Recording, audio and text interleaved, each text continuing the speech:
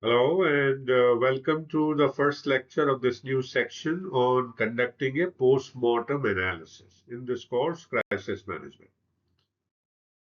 So in this section, we will talk about how to conduct a post-mortem analysis. And the first part of that is to take a look at how to review the effectiveness of your response strategies.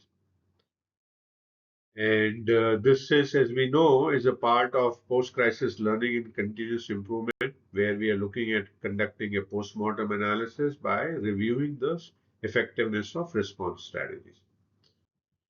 So how do you think you can review the effectiveness of response strategies? Any thoughts? Before we do that, let us take a look at why do we need to do that. You know, after a crisis, a structured post-crisis review ensures that your organization or organizations learn from mistakes, strengthen weaknesses, and enhance future readiness. And obviously, the goal is to turn the crisis into a learning opportunity. So that's why this analysis of the review of effectiveness of response strategy is important, right? So let's take a look at how to do that.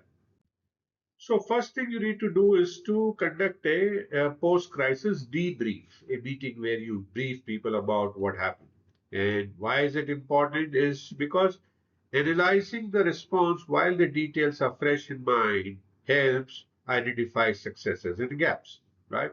So quickly being done is much better. Now, what are the steps that you need to take? First is to gather the crisis response team, obviously, and that will include key decision makers from PR, operations, IT, HR, and legal, and then interview frontline employees parallelly, customers and external stakeholders. And that's how you can gather the response team. There, then you need to ask critical questions to this team as well as to in the interview to the frontline employees. You need to ask critical questions. And what are these critical questions? First, you need to ask about the timing. How quickly did we detect and respond to the crisis? Then second is on messaging, where you say, was communication clear, transparent, and well received? Third would be on decision making. Were roles and responsibilities clearly defined? And the fourth will be on execution. Did the response team work as expected? And finally, the outcome, were customers, employees, and stakeholders satisfied with the resolution of the crisis? Now, for example, let's take a look at an example. After a major data breach, Equifax as a company reviewed response times and public sentiment, leading to stronger cybersecurity and faster notifications in future incidents. So that's what you do in the first step. Conduct a post crisis debrief. Then you analyze the key performance matrices, right? And why do you need to do that? Is because measurable data highlights what worked and what did not. It takes the subjectivity out of what worked and what did not work. So what are the matrices that you can look at? First is response speed matrices, in which you can look at time to detection, how long before the crisis was identified. Second, time to public response, how soon was the first official statement released. Then time to resolution, how long did it take to contain and recover. Second set of matrices would be on communication effectiveness, right? And there you could look at, media and social sentiment. Was public reaction positive or negative? Then the misinformation rate, how quickly was the false information addressed? And shareholders' feedback, stakeholders' feedback. Were customers, investors, and regulators reassured? The third matrix will be on operational and financial impact matrices. And there you could look at things like service downtime and business disruptions, legal and regulatory consequences, and revenue loss or recovery speed. Now, Toyota analyzed recall responses, right, after a crisis. and found that earlier issue detection could have prevented reputational damage, leading to better risk monitoring. So that's how they discovered something to do better in future crises. The third step is to identify lessons learned and improve crisis plan. And this will help because if the same mistakes happen again, the company won't have truly learned. So idea is that from the lessons learned, you can avoid the same mistakes from happening again. So what do you do to avoid this?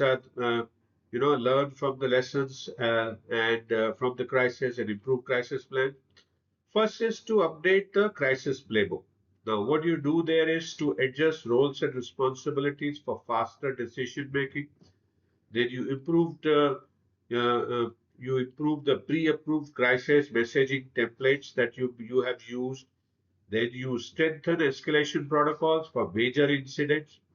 So that's how you update the crisis playbook. Then second, you enhance employee training and crisis drills in which you conduct scenario-based crisis simulation every 6 to 12 months, improve spokesperson media training, and third would be to invest in technology and monitoring by deploying AI-powered social listening tools like Meltwater, Brandwatch, etc., and implement automated risk alerts and dashboards. Now, in their crisis management, Airbnb learned from its COVID-19 response and improved its refund policies and host communication systems. And that ensured smoother crisis handling in future disruptions. So, what are the final takeaways from this lecture? First is to debrief quickly after the crisis to document lessons learned as quickly as possible, right? Second would be to use KPI to measure response effectiveness to avoid subjectivity and align on what worked and what did not. The third would be to update crisis plans and improve training based on insights and strengthen monitoring tools for faster risk detection and regularly test and refine response strategy through crisis drills. So these are the final takeaways. So what do we do next? So in the next one, we will look at second leg of conducting a post-mortem analysis of identifying what worked well and what needs improvement. And we talked about that in this lecture, right? Didn't we? So thank you so much for watching this first lecture on conducting a post-mortem analysis.